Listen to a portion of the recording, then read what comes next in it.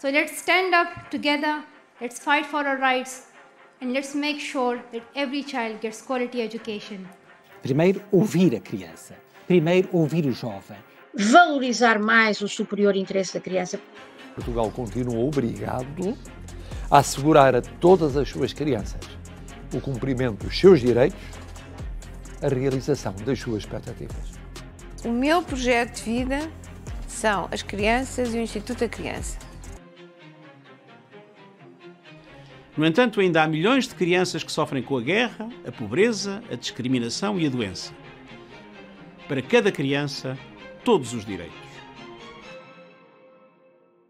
Boa tarde, bem-vindos ao Artigo 3º, um podcast do Instituto de Apoio à Criança. Eu sou o Bruno Barros e connosco a doutora Fernanda Salvaterra, coordenadora do Conhecimento e Formação do Instituto de Apoio à Criança e também membro da direção.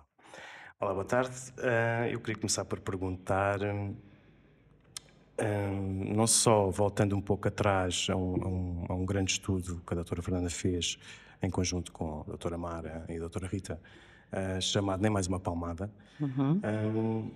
Desde já os meus parabéns. E eu li o estudo e cerca de 2.000 pessoas participaram no mesmo. Há páginas tantas refere que 3 em cada 10 participantes considera poder usar castigos corporais. E eu sei que isso está tudo baseado numa crença um pouco como se fosse uma verdade absoluta de alguém que a propaga. Eu queria fazer 2 perguntas muito rápidas. Primeiro, acho em pleno século XXI ainda haver 3 pessoas em cada 10 que acham isso uma coisa normal, e também um pouco desmistificar este conceito de palmada pedagógica. O que é isto da palmada pedagógica? Quando é que ela aparece e por que razão é que aparece? Então, boa tarde Bruno, boa tarde a quem nos estiver a ouvir. Quero acrescentar aí uma coisa à minha apresentação, não é? Não me defino só como coordenadora e membro da direção, sou psicóloga, não é? Essencialmente sou psicóloga clínica, pronto. Este estudo foi um estudo muito interessante que o IAC foi um bocadinho também atrás da sociedade civil que quis fazer foi uma iniciativa da sociedade civil, alertar para o uso da palmada na educação das crianças, e o IAC desde a primeira hora quis também desenvolver este tema. E nós achámos que era importante realmente perceber o que é que a sociedade portuguesa, ou o que é que a sociedade pensava acerca dos castigos corporais. Que é importante usá-los como forma de educar, em que circunstâncias é que são usados, e de facto, como o Bruno referiu, apareceram, embora a maioria, cerca da volta de 80% das pessoas, considera que não deve-se usar castigos corporais ou punição. Qualquer tipo de palmada, qualquer tipo de punição física, não quer dizer que o pratiquem, mas consideram isso. Mas temos ainda uma percentagem algo significativa que considera que se pode usar a palmada e, mais do que isso, em qualquer faixa etária. Inclusivamente em bebés até aos 3 anos, não é? Mas onde é que vem essa... Bom, vem da circunstância das crenças que têm, como disseste, o que é que são crenças? Crenças são coisas em que as pessoas acreditam sem ter um fundamento científico, não é? E tem muito a ver também com a sua própria experiência. Portanto, foram educados assim, não têm crítica sobre isso, acham que levaram umas palmadas e aqui estão, não é? Estão bem, desenvolveram-se bem, não têm nenhum problema, portanto as palmadas são eficazes e portanto perpetuam essa crença e essa forma de educar os seus filhos, de se relacionar com os seus filhos. Portanto, isto tem a ver com uma decisão, mas mais importante do que, ou tão importante como ainda haver cerca de 30% das pessoas que admitem o uso da palmada, é que dentro dessa percentagem estão pessoas que trabalham diretamente com crianças. Estamos a falar de educadores, auxiliares de educação, pessoas que trabalham em centros de acolhimento de crianças que consideram poder usar-se a palmada como forma de educar, punir as crianças. Acha que está associado a um pré-regime? Está associado a uma cultura, sim, sem dúvida, não é? Uma cultura de imposição, não é? Não uma parentalidade democrática, é um estilo educativo democrático, mas um estilo educativo autoritativo, não é? Em que os pais definiam as regras e os filhos só tinham que obedecer, não lhes era permitido contestar essas regras, e isso é muito importante em termos do desenvolvimento, não é? Portanto, as crianças é com os pais, com as suas figuras principais de vinculação, as pessoas que os amam, que vão testar, não é, a sua própria capacidade de ir contra as regras, de questionar-se. Questionar as regras, questionar aquilo que se impõe, é fundamental em termos do desenvolvimento cognitivo, do desenvolvimento da personalidade, porque quem não conseguir fazer isso na infância com os seus pais, não vai conseguir fazer isso ao longo da vida, com o patrão, com o seu diretor, e portanto isso vai penalizá-lo, pode penalizá-lo ao longo da vida. Portanto, o educar tem a ver também com a forma como somos pais, não é? Com a parentalidade que nós tivemos e a parentalidade que nós vamos exercer. Por isso é que nós defendemos uma parentalidade consciente. Consciente no sentido de os pais perceberem o impacto que as suas atitudes, a forma como se relacionam com os seus filhos, tem no seu desenvolvimento, e tem de facto muito, muito impacto no seu desenvolvimento. E desde que a criança nasce, ou aliás, até antes da criança nascer, não é? Porque nós sabemos que a criança é sensível ainda na barriga da mãe, por exemplo, ao som, ela é capaz de conhecer a voz da mãe, e a forma como as mães investem nessa gravidez, não é? Os cuidados que têm, portanto, quem trabalha como eu já trabalhei, com populações mais vulneráveis e, portanto, estando numa comissão de proteção, muitas vezes nós percebíamos que a negligência que aquela criança era votada já acontecia na gravidez, não é? Portanto, em que a mãe continuou a consumir drogas, a consumir álcool e, portanto, não houve um investimento, não é? Um investimento afetivo no bem-estar do bebê que estava dentro da barriga e depois continuou cá fora, quando nasceu, não é? É como ganhar um altruísmo, não é? Deixamos de ser aquele ser individual, não é? Quando me está a falar da gravidez, obviamente que quando uma mãe está grávida, já tem outra pessoa para tratar, portanto tem que tratar dela também ao mesmo tempo que trata da pessoa que está com ela, dentro dela. E é interessante, depois quando falou da CPCJ, só em 99 é que começaram a aparecer as primeiras CPCJs, embora também as Comissões de Proteção de Menores em 91, depois foi redigida uma lei em 99. Portanto, a partir daí as coisas melhoraram. Há uma sociedade mas o Estado cria mecanismos para... Exatamente, sim. E fez com que a sociedade estivesse mais atenta, sobretudo no primeiro nível, portanto, a nível das escolas, que é de onde vêm também muitas sinalizações, e ao nível da saúde, não é? E, portanto, foi considerado crime, não é? Crianças que eram de facto maltratadas, batidas, negligenciadas e sinalizadas às comissões de proteção que aí atuavam, não é? Junto à família, perceber aí, nessas situações, o que é importante perceber é se os pais estão motivados para mudar as suas atitudes face à parentalidade que exercem para os seus filhos e se precisam de ajuda para isso, não é? E é nesse sentido que as CPCJs podem atuar e o IAC também pode atuar e ajudar as famílias, mas as famílias que estão motivadas para o fazer, não é?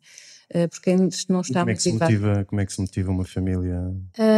Pois é difícil, não é? É difícil motivar, mesmo com programas ao nível da parentalidade, muitas vezes os pais não estão disponíveis para isso, não é? É um problema social? Acha que é um problema social?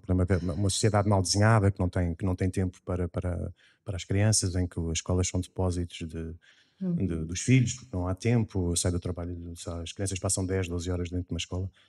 Sim, é um problema social, mas é sempre também um problema em termos que nós temos que encarar em termos geracionais e do desenvolvimento, não é? Pais negligentes, eles próprios foram negligenciados, não é? E enquanto que há pessoas que, tendo sido maltratadas, abusadas, negligenciadas na infância, conseguiram ao longo da vida encontrar uma figura importante, pode ter sido um professor, um treinador, não é? E perceberam que há outros modos de relacionar e, portanto, fizeram crítica em relação ao que eles próprios passaram e alteraram o seu modo de funcionamento, e muitas vezes, às vezes até na relação amorosa, isso pode acontecer, não é? Se não o fizeram, se não tiveram a sorte ou a oportunidade de encontrar uma outra figura significativa do ponto de vista afetivo, que os fizesse, digamos, mudar este modo relacional que eles aprenderam na infância, é esse modo relacional que eles vão perpetuar, não é? E, portanto, temos aqui um círculo vicioso, não é? Porque depois as crianças, não é, que cresceram maltratadas, realmente não são, se o ambiente familiar onde elas vivem não se modificar, não é? E às vezes tem que ser mesmo para a retirada da criança nessa família, não é? Que é rejeitante e maltratante. E como é que aparece este chavão da palmada pedagógica? Isto é... É aqueles ditos populares, não é? Uma palmada não faz mal a ninguém, não é? Para aprender é preciso levar uma palmada. Pronto, isto, a parentalidade consciente dá trabalho, não é? Porque para já precisamos ser sempre coerentes. Coerentes na forma como educamos os nossos filhos. Não pode ser um dia que eu venho mais aborrecida do trabalho, deixo que ele se deite à hora que quer, que faça aquilo que quiser. Até mesmo o uso das tecnologias, que também está Até mesmo o uso das tecnologias. E noutros dias que eu estou mais rígida, então hoje não se pode fazer isto e aquilo. O que é uma das coisas fundamentais em termos de desenvolvimento é as rotinas, não é? E as crianças precisam ter rotinas. O ter rotinas é muito organizador. Aliás, tanto para as crianças como para os adultos, não é? Nós precisamos ter uma rotina. Podemos quebrar essa rotina, não é? Não temos que ser rígidos. Faz falta também. Faz falta quebrar essa rotina, em circunstâncias especiais, não é? Mas haver uma rotina, o que é que isto faz? Haver uma rotina, a criança sabe o que é que pode esperar. Sabe que quando chega à casa, por exemplo, tem que ir fazer os trabalhos de casa, a seguir vai tomar banho, a seguir vai jantar e depois brinca um bocadinho e é a hora de dormir. Pronto. Isto, estou a falar da rotina do fim do dia, ou com os bebés a mesma coisa, logo desde muito cedo, não é? A hora do bebé dormir, do bebé acordar, da interação com a mãe, mudar a fralda, depois o mamar, depois voltar a interagir com a mãe, voltar a deitar-se. Há uma espécie de rotina, que é uma rotina para o filho, não é a rotina do pai, não é? Nem da mãe. Sim, os pais têm que se adaptar a essa rotina, às necessidades. Daí a importância de que nós psicólogos da área do desenvolvimento falamos que os pais que devem ser sensitivos e responsivos. O que é que isto quer dizer? Devem ser sensíveis às necessidades da criança e dar a resposta adequada a cada momento, não é? E isto ser sensitivo e responsivo é uma coisa que não se ensina, é uma coisa que já se aprendeu pela experiência que se teve, não é? Quem teve teve a sorte de ter pais sensitivos e responsivos, que são, devemos dizer, a maioria de nós. Nós às vezes temos assim uma ideia, nós trabalhamos com famílias vulneráveis e com crianças às vezes com problemas complicados, mas essa não é a realidade em termos da maioria, não é? A maioria de nós tivemos bons pais, ou pais suficientemente bons, como dizia o Winnicott, e portanto exercemos uma parentalidade também positiva, consciente e adequada e responsável e capaz de responder às necessidades dos nossos filhos. Não é? Pronto, podemos tentar intervir em famílias vulneráveis e tentar que a sua parentalidade seja de facto mais responsiva, mais adequada às necessidades dos seus filhos, fazer perceber, se fizermos perceber o impacto que isto tem no desenvolvimento, não é? Mas isto é um problema, não é só em termos de cada família, é um problema social. Sim. Porque se a nossa sociedade desse mais importância àquilo que é a intervenção precoce, não é? E criasse melhores condições. Diálogo. Mais diálogo e todos, e mesmo condições em termos da economia, ou seja, claro. Por exemplo, as creches gratuitas, é uma ótima medida, mas ainda não chega a todas as famílias, não é? Mais recentemente tivemos aquela questão do aumento da licença parental. A licença parental paga a 100% nos primeiros 6 meses. Isto era fundamental. Só para a mãe, não é? Porque houve aí uma... não era só para a mãe, não era que obrigatoriamente ser dividida, Ok. não é? Eu também acho que devemos deixar isso a uma decisão da família, ao livre-arbítrio da família. Sim, claro. O Estado não tem que impor se é 3 meses cada um. Mas tem que dar a opção, não é? Tem que dar a opção e essa opção já era dada, não é? Não havia a imposição de ser partilhada, não é? E quer queiramos, quer não, ainda são as mães que dão de mamar aos bebés, não é? Claro. E nos primeiros, segundo a Organização Mundial de Saúde, recomenda que os primeiros 2 anos de vida a criança seja amamentada, não é? A Finlândia tem não sei quanto tempo é que é de maternidade, mas é quase um ano, ou mais de um ano. Em regra, os países nórdicos têm cerca de um ano, o que era ótimo, não é? É positivo, claro. É claro que as famílias com menos capacidade económica não conseguem, porque há a possibilidade de Ficar um ano estender, sem. de estender a licença parental, mas não é paga a 100%. Claro que isto vai penalizar as famílias com menos poder económico, não é? Porque não E não só conseguem. penaliza as famílias, como também penaliza o bebê. desenvolvimento, pois lá está.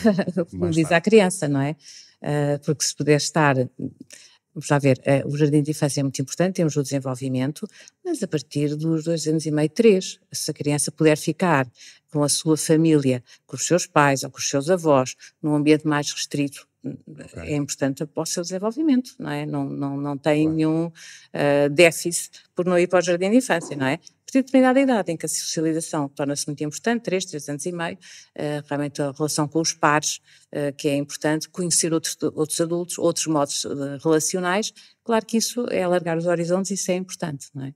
E há bocado, voltando um pouco atrás, falávamos do grande poder da comunicação e do diálogo que deve haver entre pares, não só entre pais e crianças, pais e filhos, mas hoje parece que os pais estão um pouco responsabilizados, se calhar fruto desta sociedade também bastante rápida, e chegar a casa e dar a uma criança um iPad ou qualquer rede social desresponsabiliza a parentalidade, muitas vezes, mas é quase a única saída da família, do pai ou da mãe que chega cansado do trabalho, porque tem um trabalho exigente, porque o Estado ou a sociedade não cria condições, como falei há bocado, para criar este diálogo positivo quando se chega à casa com uma criança. Portanto, este uso de tecnologia vai aparecer cada vez mais e aparece cada vez mais.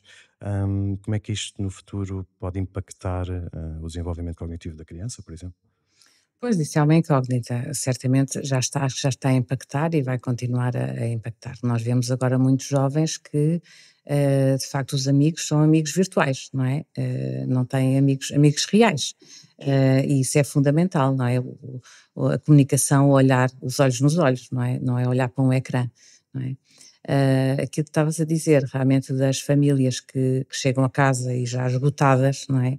É muito importante, e isso pega-se com outra coisa que o Estudo de Apoio à Criança também tem estado a desenvolver, e já tem falado sobre isso, que é a necessidade do autocuidado parental, não é? A prevenção do burnout. Porque se nós não estivermos bem connosco próprios, dificilmente podemos também estar bem com os nossos filhos e termos uma parentalidade positiva, não é? Portanto, temos de ter atenção também a isso, ao nosso próprio autocuidado, temos que estar bem, temos também de ter tempo. Ser bom pai ou boa mãe não invalida que a pessoa retire algum tempo para si próprio, porque é fundamental, para as suas coisas, para estar consigo próprio, para fazer coisas que gosta. E isso é uma coisa que é muito importante e que em termos, vamos lá, novamente, em termos sociais, não é? Há as exigências que há a nível do trabalho, das empresas, as exigências em termos de horários de trabalho, que realmente não permitem, não dão grande margem a que a pessoa se autocuide, não é? Claro. E que depois tenha mais disponibilidade para os seus filhos. Quer dizer, o número de horas que as crianças passam nas escolas, e muitas vezes logo desde o jardim de infância, é terrível, não é?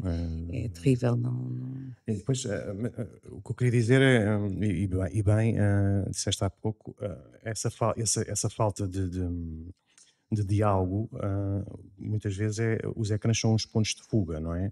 Que a criança tem. E muitas vezes dados, quer dizer, ou seja, é uma ferramenta dada pelo próprio pai. Sim. Nós vemos isso nos Inconscientemente. restaurantes, não é? Exatamente. Para os pais estarem a jantar descansados, Exatamente. põem o Inconscientemente. telemóvel, o iPad, para a criança estar a olhar seja para aquilo que for, não é? Mas é esse ponto de fuga que a criança faz, muitas vezes até impede, até com o nível de inteligência artificial que vai acontecer aqui, que já está a acontecer e que vai acontecer cada vez mais, aquela palavra que muitas vezes as crianças ou eu próprio perguntava ao meu pai, ensina-me. Uhum. Este ensina-me, quando eu perguntava alguma coisa que eu não sabia, portanto o ensina-me era para ele me ensinar. Agora, se a criança já tem no ecrã alguém que o ensine, esta palavra Há é tutoriais, completamente... não é? Portanto, ensina-se tudo pela internet. Exatamente. Ou seja, Empobrece a relação, não é? Eu acho que empobrece esta relação até da dia de pais-filhos. e empobrece as relações, a capacidade de se relacionar com o outro, não é? Das relações sociais.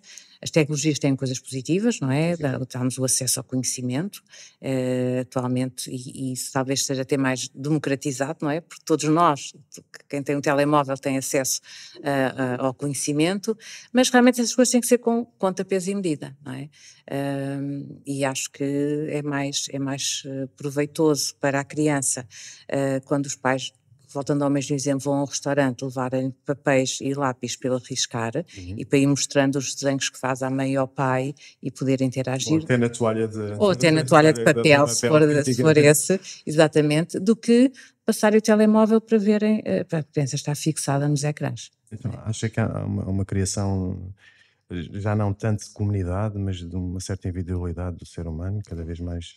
Leva um bocadinho a isso, não é? Porque nós temos tudo à distância de... E com isso traz a falta de empatia, não é? Porque... Exatamente, porque temos tudo aqui à distância. Sim. Não precisamos sair de casa, do quarto, da secretária, não é? Da mesa, com um ecrã na mão. E isso, claro, que empobrece. E penso que não fará adultos felizes. Não faz, com certeza que não. Porque o isolamento é uma coisa terrível, não é? E pode causar depressões, enfim. Então, mas não podemos combater esse isolamento sabendo nós que o mundo é completamente digital. Isto é um pouco, antigamente era cabeça, tronco em membros, não era? Eu acho que agora é cabeça, telemóvel e membros, não é? Portanto, já se nasce com esta função digital e com esta necessidade de estar constantemente ligado, não é? Portanto, eu não vejo nada de bom que daí venha, a não ser o desenvolvimento intelectual de cada um e mesmo assim também com algumas dúvidas. Sim. Eu acho que exige dos pais terem bastante disciplina eles próprios, não é? E de proporcionarem aos seus filhos atividades ao ar livre, não é? Programas, sair de casa, ir brincar no jardim, ir jogar a bola, ir a um museu, ir a um parque de diversões, não é? Mas isso é interessante, mas é interessante para quem nasceu em 1970. Agora... Que é o meu caso. Então, porque os pais, imaginemos um pai que foi pai em 2025, não é? Portanto, o filho em 2050, isso não existe. Portanto... Quer dizer, eu espero que mesmo um pai que seja pai em 2025, para já não dê ecrãs à criança, pelo menos nos 2 primeiros anos de vida. Esqueci que ele já nasceu por volta do ano 2000, portanto... Sim. Sim, mas que não deem ecrãs às crianças pelo menos até aos 2 anos, não é? Claro. E que depois também acho que não devemos ser radicais, não, nada de ecrãs, nunca. Eu sou um pessimista por natureza, portanto eu acho que isto não vai correr nada bem, mas realmente é tudo com conta, peso e medida, e acho que proporcionar à criança atividades em que a criança esteja em relação com a mãe ou com o pai, qualquer criança gosta disso, não é? Se a relação for positiva, qualquer criança gosta disso, gosta que o pai desafie. Biológico, não é? Também, não é? É o vínculo, não é? É a vinculação que a criança já desenvolveu, não é? E um modelo de vinculação, se é um modelo seguro, se sente seguro com a mãe ou com o pai, e portanto vai querer também estar com ele, porque vai receber, se for afetivo, vai receber afetos, não é? Vai se sentir seguro. Portanto, qualquer criança, se for habituada desde a ser desafiada pela mãe e pelo pai a fazer determinadas atividades, vai continuar com certeza a querer estar em presença, estar na companhia de... Claro que depois há a fase da adolescência, em que é mais importante o grupo de pares e surgem outras, mas tudo isso faz parte do desenvolvimento, não é? E realmente a parentalidade, aquilo que é desafiante é que a tal sensitividade que eu falei há bocadinho e a responsividade vão fazendo com que os pais se adaptem ao longo do desenvolvimento da criança, não é? Aquilo que são as necessidades aos 2 anos não são aos 10, nem aos 16, nem aos 17. E a resposta que os pais dão também vai variando, não é? E tem que se ir adaptando. E isso é que é o desafio, de facto, da parentalidade, não é? É criar adultos responsáveis, autónomos, mas eles próprios também sensíveis, não é? Sensíveis aos outros. E isso lá está, é na relação dual, não é na relação com os ecrãs. E a escola tem um papel também preponderante em algumas situações. Eu tinha, para terminar, tinha posto aqui uma frase que existe uma pressão para adaptar as crianças às escolas, quando talvez devêssemos adaptar as escolas às crianças. Sim, claro. Muitas vezes é o que falta em casa, não é? A escola pode dar, eu sei que não é o papel não tão direto como eu estou a dizer, mas a escola tem um papel Sim, preponderante. e dar mais, e lá está, isso também depende do estilo pedagógico, não é? Que é adotado pelo professor, como O se problema é essa escola ensina. depois começar a ser completamente digital, não é? Ah, Quer sim, dizer, sim, sim. Sim, mas é importante que também na escola, a escola saiba responder a cada criança mediante aquilo que ela necessita. E nem todas as crianças têm o mesmo ritmo de desenvolvimento, não têm todos o mesmo ritmo de aprendizagem. E de facto, muitas vezes o que nós vemos atualmente, e chegam-nos muitas vezes ao consultório, é crianças mal iniciam a escola, já são logo diagnosticadas com hiperatividade, déficit de atenção, ou agora também do espectro, que é do espectro do autismo. Pronto. Só porque sai um bocadinho daquilo que é o comportamento da maioria, quer dizer que se levantam mais vezes, que exigem mais, se calhar, a atenção da professora, e portanto são logo, não estão na norma, não é? E portanto esta norma, a norma chamam agora neurodiversidade, não é? neurodiversidade, pronto, mas já já estamos aqui a rotular, não é? Já estamos na parte da patologia e não deve ser assim, não é? Isso também daria para outra conversa, não é? Até porque não é uma doença, não é? Exatamente, não é uma doença e não portanto podem ser tratados como tal. temos de ter também a capacidade, os professores têm que ter, os professores e educadores, muitas vezes começa logo no jardim da infância, ter essa capacidade de perceber as necessidades daquela criança, não é? E adaptar um bocadinho a escola a essas necessidades, dar-lhe, por exemplo, tarefas que não dão aos outros que são mais pacatos, mais pacíficos, entretêm-se mais tempo sentados a brincar com os desenhos ou com as bonecas. E isso é fundamental, tal como nas famílias, em termos dos professores e dos educadores, também são figuras de referência e nós vemos que muitas vezes os adultos fazem referência a uma professora que foi importante no seu desenvolvimento. E portanto a escola também tem que estar atenta e responder às necessidades de cada criança, aliás é o tema também de um outro projeto do IAC, que é a Escola Alfaiate, não é? Escola Alfaiate, sim. Para todos e para cada um. Para cada um, a adaptação, não é? Daí o nome. Exatamente. Doutora Fernanda, foi um gosto tê-la aqui. Muito obrigado por esta conversa, excelente conversa. Obrigada. Espero que tenha gostado.